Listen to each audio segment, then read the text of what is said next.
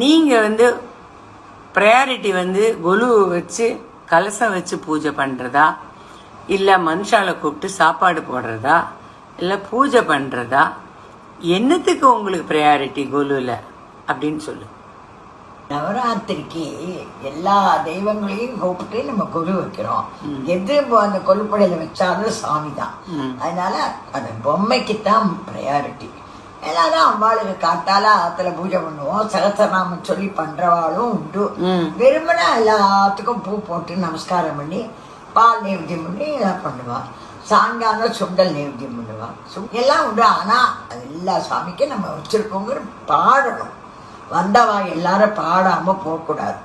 வச்சு பாடுறதுன்னு பேரு. பாட்டுக்கு தான் முக்கியம். சாயந்தரம் நவராத்திரியே பாட்டுக்கு தான். பாட்டுக்கு தான். Happy Navratri to all. Last year இதே இடத்துல உட்காந்து தான் அம்மாவோட நவராத்திரியை பற்றி பேசி ரெக்கார்ட் பண்ணேன். அம்மாவுக்கு பாட்டுன்னா ரொம்ப உசுறு. நவராத்திரிக்கு மங்களம் பாட்டு உண்டு.